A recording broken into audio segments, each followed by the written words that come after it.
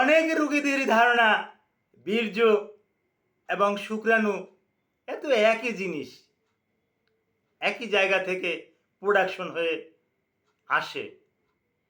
না, এই ধারণাটা সম্পূর্ণ ভুল। বীর্য আলাদা একটা জিনিস, যেটাকে আমরা চিকিৎসা বিজ্ঞানের ভাষায় সিমেন বলি, আর শুক্রাণু আলাদা একটা জিনিস, যেটাকে আমরা চিকিৎসা বিজ্ঞানের ভাষায় স্পাম বলি। তো স্পাম আর সিমেন এই দুটো একাত্র হইয়া তখন কিন্তু ইজাকুলেশনটা কিন্তু হয়।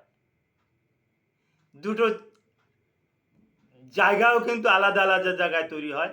এই ব্যাপারেই গুরুত্বপূর্ণ কিছু আলোচনা করছি। আলোচনাটি মনোযোগ সহকারে শুনুন। স্পাম অ্যান্ড সিমেন এ দুটো সম্পর্কে ভালো ধারণা নিতে পারবেন আপনি। আসসালামু আলাইকুম রহমতুল্লাহি ওয়া বারাকাতুহু। আমি ডাক্তার মীর শহীদুল ইসলাম। আমার চেম্বার শুভেচ্ছা 255, ঐতিহ্যবাহী শেখঘাট, সিলেট। যে কোনো একটা সার্চ ইঞ্জিনে ডাক্তার মীর শহীদুল ইসলাম লিখে সার্চ দিলে আপনি আমার সম্পর্কে যাবতীয় তথ্য পেয়ে যাবেন। পেয়ে যাবেন আমার কিউআর কোড, পেয়ে যাবেন লোকেশন, আমার ভিজিটিং কার্ডটাও ওখানে বিদ্যমান। জি দর্শক শ্রোতা, সিমেন অ্যান্ড স্পাম এই দুটার যে একটা ডিফারেন্স আছে, দুটোর যে একটা পার্থক্য আছে, এ নিয়ে আলোচনা করব। সিমেন এইটার বাংলা অর্থ বীর্য, আর শুক্রাণু এটার বাংলা অর্থ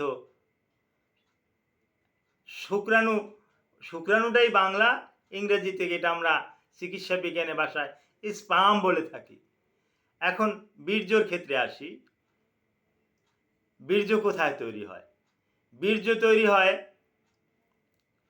আমাদের রেকটালের উপরে, স্ক্রুটাম বা টেস্টিসের স্ক্রুটাম বা অন্ডথলির নিচে একটা অর্গান আছে।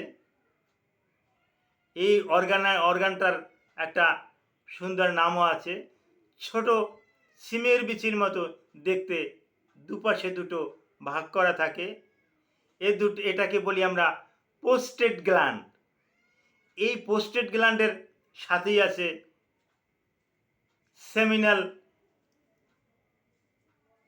Seminal vesicle.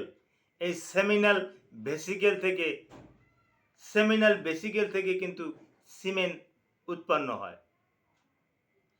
এই সিমেনের সাথে আর একটা জায়গা আছে, জায়গাটা স্ক্রুটাম। এই স্ক্রুটামে থাকে টেস্টিস। এই টেস্টিস থেকে স্পাম উৎপন্ন হয়। তো ইজাকুলেশনে কিন্তু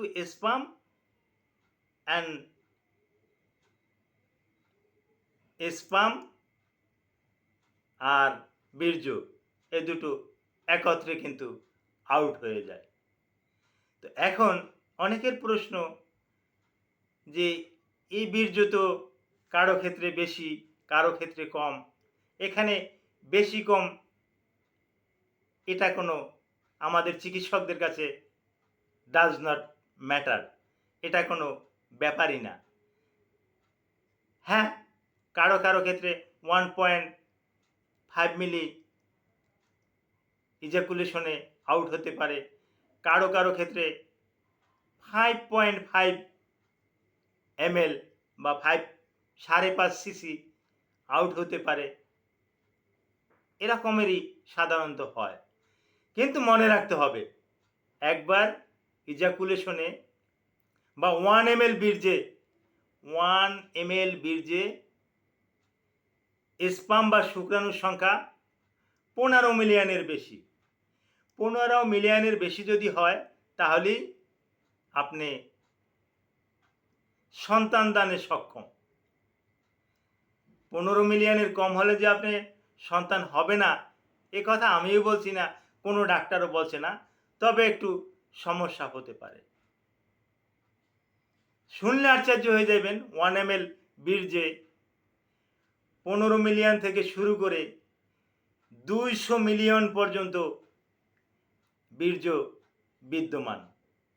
এ বিষয়ে আপনাদের যদি আরও কিছু জানার ইচ্ছে থাকে ভিডিওর কমেন্ট বক্সে কমেন্ট করবেন। এ বিষয়ের উপর আমি জানিয়ে দেব। Thank you all.